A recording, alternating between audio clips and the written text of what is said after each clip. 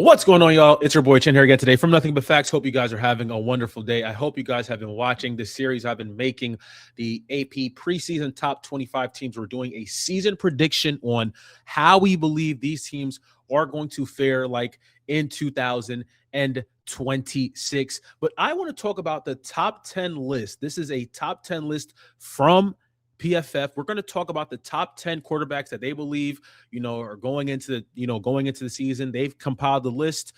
Oregon going number 1, Ohio State, Ole Miss, Texas, LSU,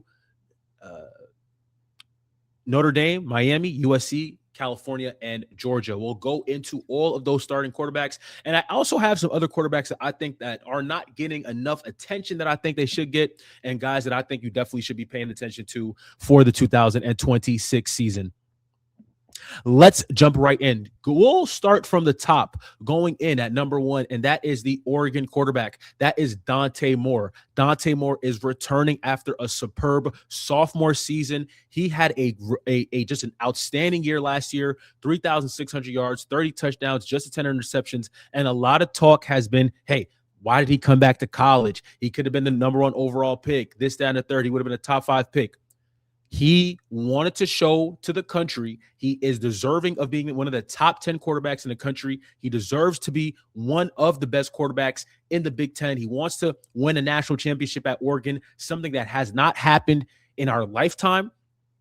And I'm really excited to see how Dante Moore is coming back into year 2 as the starter here at Oregon. I'm really excited to see him. So definitely, I agree with Dante Moore being at the top of this list, and he is going to have a really good season. I think Dan Lanning has been working up to this group. He's been working up to this team. When you look at how their defense is set up, they have an outstanding defense. Their front four, Mateo Uiagalelei, you have Tuioti. You also have Bear Alexander, like Amari Washington. Like that front four is just really good. They got Coy Parrish from Minnesota. So this Oregon team is really gearing toward a Big Ten championship run, hopefully a top 4 potential seed, and going into the college football playoff. So really looking forward to seeing Dante Moore. Going in at number 2 is Julian Sayin. He is the starting quarterback for the Ohio State University, and Julian Sayin had a ridiculous year last year. He did a great job year 1 as a starter, 3,600 yards, 32 touchdowns, 8 interceptions. And I thought the beginning of the year, he played well. I thought middle of the year, he played well, and I was just looking for him to get to year 2. And we didn't really see that with Julian Sayin. Do I agree with him being number 2 on this list? No, I would put Trinidad Chambliss over Julian Sayin 100%. But I think Julian Sayin, his ability, what he's going to do now in year 2 as a starter in this Ryan Day offense, it needs to be talked about, because I thought there were times last year in the Big Ten championship, last year in the playoffs against Miami, that you just wanted to see Julian Sayin do more, be aggressive, right? Use your feet, extend the plays, be a guy that is not afraid to get 3, 4, 5, 6 yards with your feet. And we didn't really see that. We didn't really see that last year. You see it, 42 carries for negative 44 yards. Like, we're not saying to be Lamar Jackson, but Fernando Mendoza was a pretty capable scrambler. You got to be a scrambler. You got to move the football. But Julian Sayin is going to have a really good year. He has some really good wide receivers. Brandon Ennis, of course, Jeremiah Smith, Chris Henry Jr. is coming in, the 5-star freshman. Like, this is going to be a really good wide receiving group that he's going to throw to, and I'm excited to see how does he take that next step as a starter, right? We talked about he's in gear 1. How does he get to gear 2? And we'll see what happens. Excited for Julian Sayin, but I would have Trinidad Chambliss, who we have coming up next. Trinidad Chambliss, I would have him over Julian Sayin. Now, I really like Trinidad Chambliss. I think he is a hell of a quarterback. I think he is, if you want to win a championship, this is a guy who I want as my quarterback. Like, he's going to put his body on the line. He's not afraid to extend the plays. He's not afraid to do these things. And from a leadership perspective, it just really looks like the guys gravitate toward him. Now, this is going to be his true first year as a number 1 starter. Okay, last year, he wasn't the number 1 starter. Austin Simmons was the starter last year. So he's going to have a whole year under his belt to really show the country that, hey, yo, I'm deserving of being one of the top quarterbacks in the country.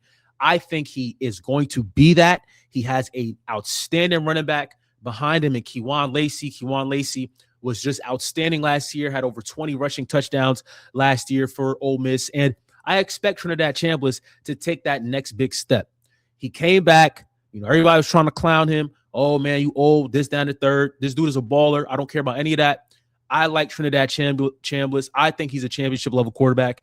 And if Ole Miss can play their cards right this year, they could, 10-2, 11-1, and this guy gets in the playoffs. Just go watch Ole Miss in the playoff last year. Just go watch how Trinidad Chambliss went to work on some of these teams. He went to work against Georgia. He went to work against Tulane. He went to work against Miami. Like, he went to work. He did. He went to work. So really excited for Trinidad Chambliss. Believe he's going to have an outstanding year. Coming in at number 4, we have Arch Manning, the starting quarterback for the University of Texas. Arch, I believe, is in for a big year. Steve Sarkisian has been cashing in on this team for a pretty long time. He's been praying, hoping, willing that he can get a team like this. The talent level is at another level, right? They have Cam Coleman, their wide receiver, coming in from Auburn. They also have Ryan Wingo still there as well. They brought in Raleek Brown. They brought in Hollywood Smothers. This offense, the way it's geared up, you would think that this is a national championship push, and it all is going to lie on the shoulders of number 16, Arch Manning.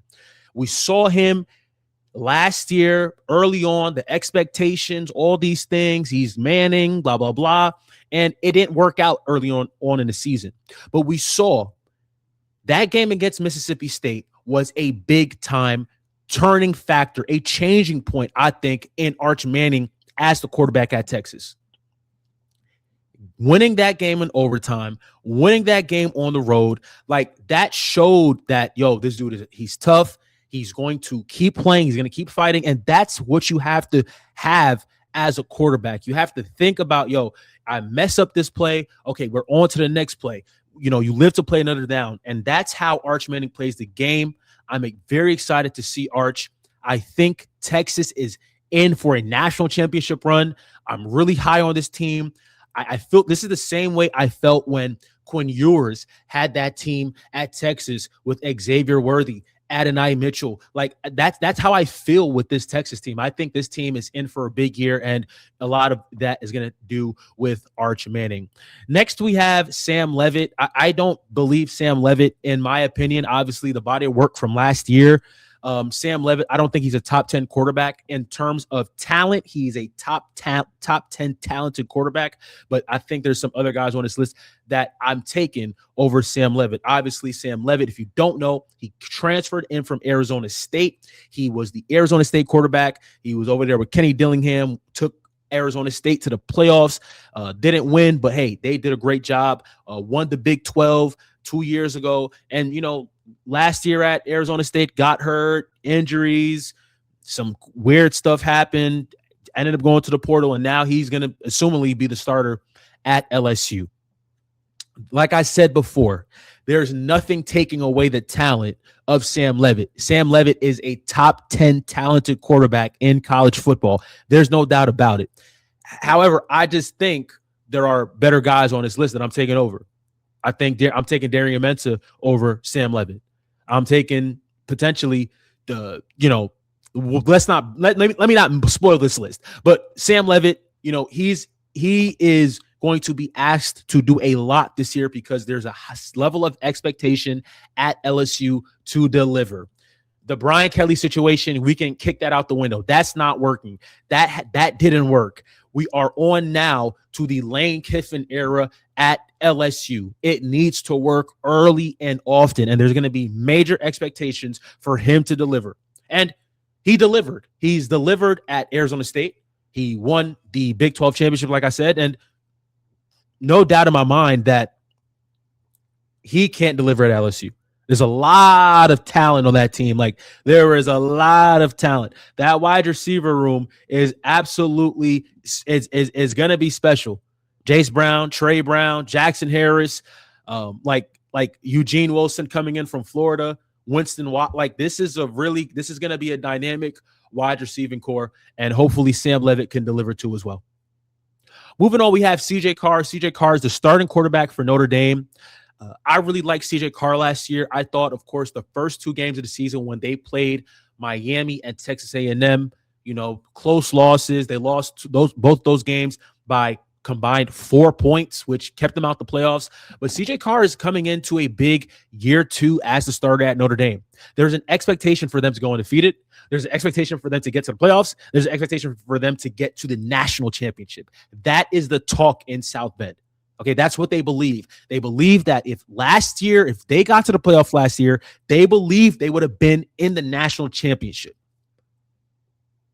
That's how Marcus Freeman, that's what he felt like. So CJ Carr is, again, a really good quarterback. Mike Denbrock is his offensive coordinator, and I'm excited to see what he's going to do. He's going to have a really good backfield. He has a nice Williams in the backfield. And again, it's not just about, hey, we have a guy who can just do the bare minimum. No, CJ Carr I think he's a capable dude. He's a scrambler. He can scramble. He's not a dual threat guy, but he's a pretty athletic quarterback. And I think when you put him in year 2 in this system, I think he delivers. And I'm excited to see CJ Carr in 2026. Big things for Notre Dame on the horizon. Drink some water. And coming up, we have Darian Mensah. I said it. I'm taking Darian Mensah over Sam Levitt. I'm taking Darian Mensah over Julian Sayin.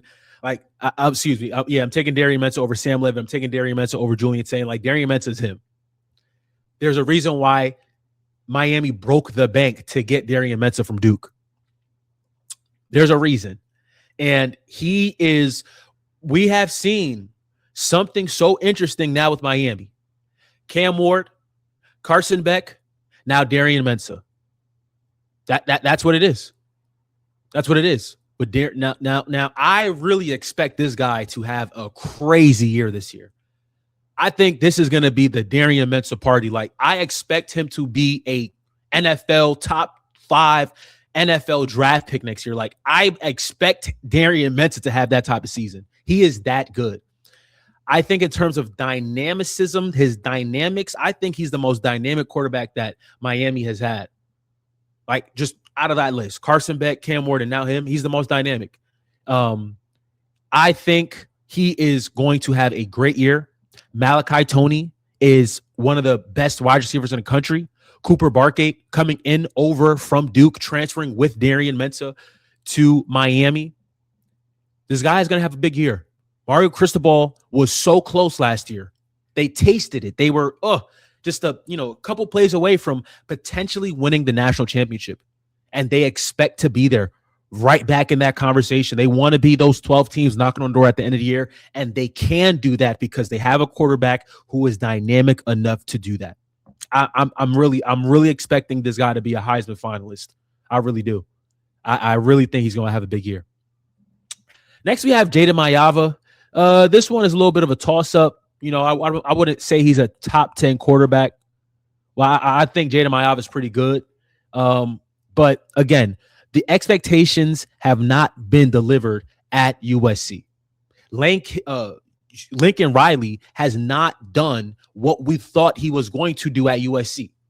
They haven't been to the playoffs. They haven't won a Big Ten championship. What is next for Lincoln Riley and USC? I don't want to be reactionary. I think if they don't get to the playoffs this year, I think this is it. I think this is it. You better go get a coordinator job in the NFL. I don't see Lincoln Riley.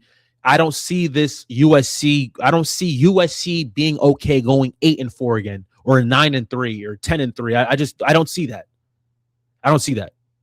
But Jada Mayava, he's going to have some really good wide receivers to throw to. Tanook Hines is a name to keep out for in the Big Ten. I really like how he plays.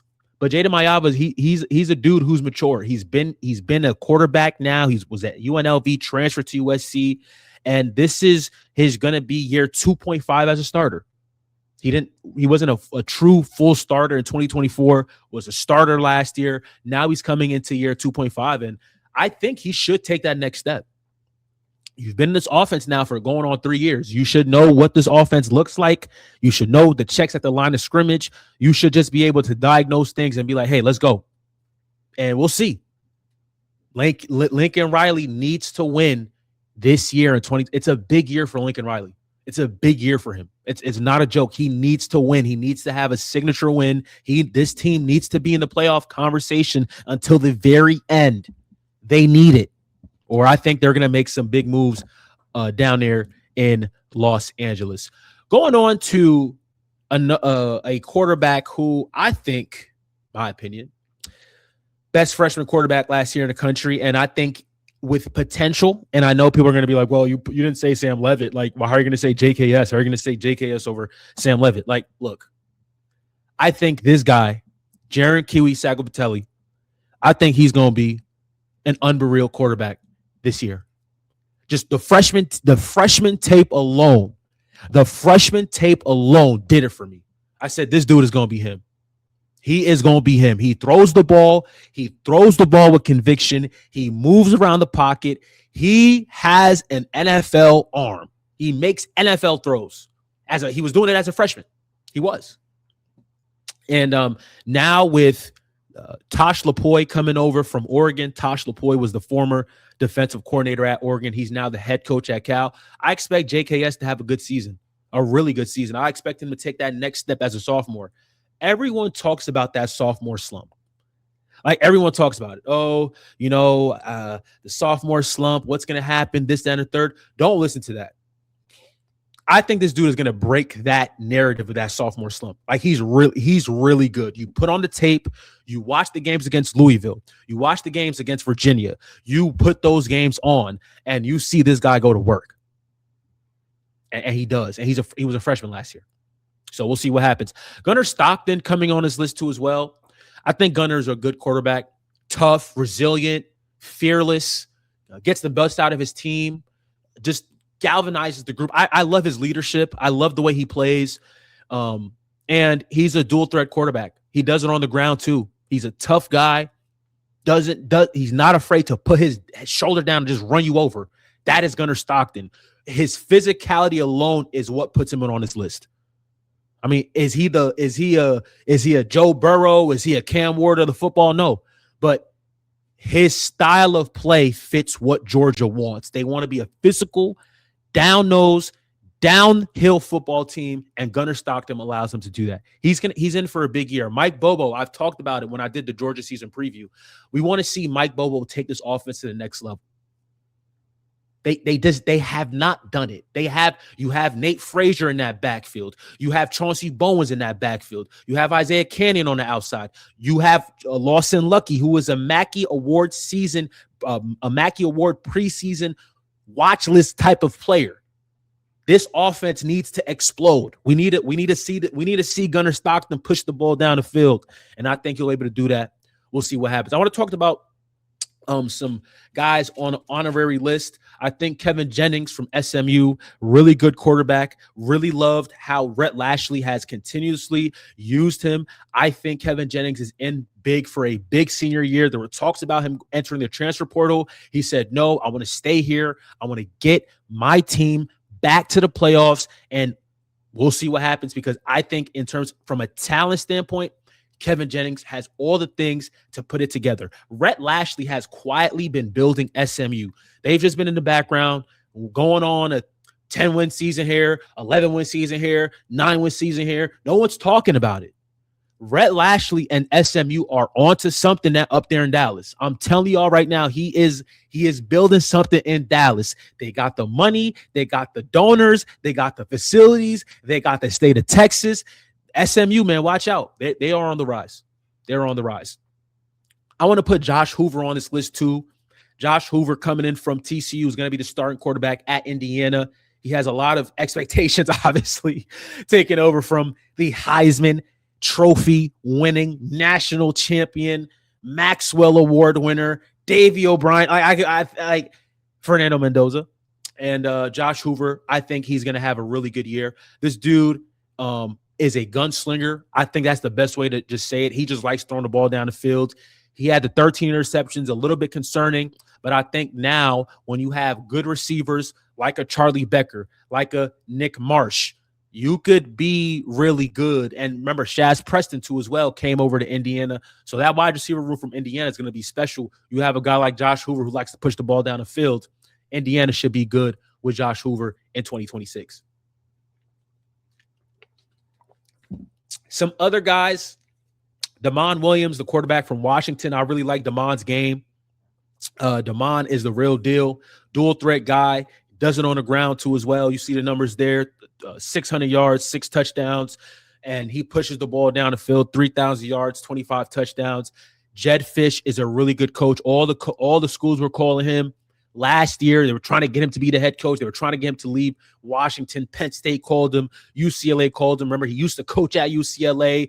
He said, no, I like the Pacific Northwest. I want to work it out here. Damon Williams, too, as well, was in the whole transfer portal fiasco. He was supposed to go to LSU and be the starting quarterback at LSU. Things happened. He ended up staying, and now he's going to work it out at Washington. This is a really good program.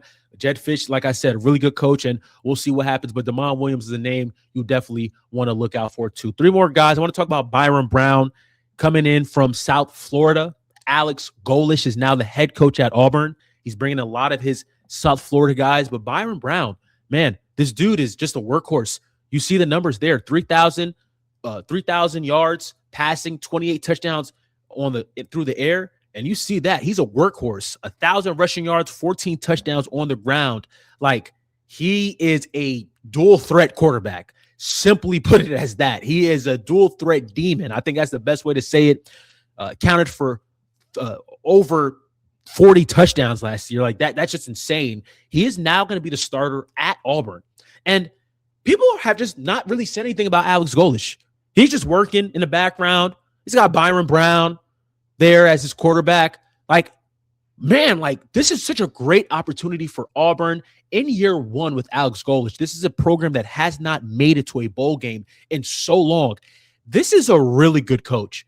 Like, I really want y'all to understand, Alex Golish is a really good coach for what he did at USF, where that program was and what he brought it to. Now Brian Hartline is taking over the helms there at the realm. He's taking over now at South Florida. Man, like, Alex Golish, I really believe he's going to build Auburn back into that national powerhouse, given the type of coach he is, given his background, given his work pedigree. Really excited for Byron Brown, year 1 as the Auburn starter. I got 2 more guys on this list. I want to go to the group of 5. I want to talk about Texas State quarterback Brad Jackson. Okay, G.J. Kinney, like I said before, G.J. Kinney is doing a great job at Texas State. He's the head coach at Texas State. And you see the numbers. 3,000 yards, 21 touchdowns. And then, oh my goodness, he had 17 rushing touchdowns on the ground.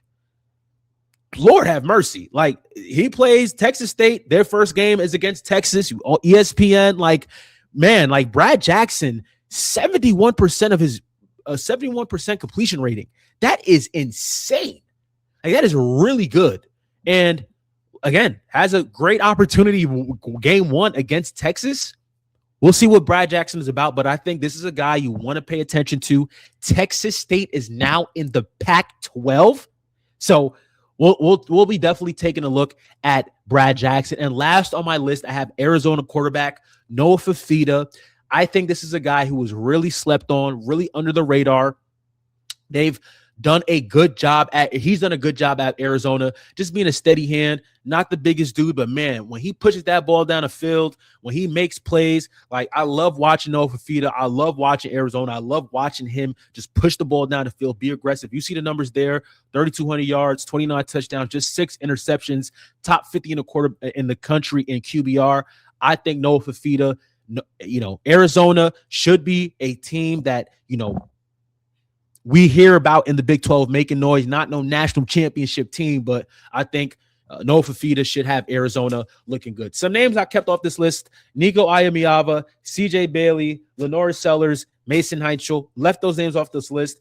Lenore Sellers just, up and down last year. CJ Bailey, I don't think he's put it all together. Nico Iamaleava, he's He's going to be different. He's going to look different under Bobby Chesney. Mason Heischel, didn't see a complete picture of him.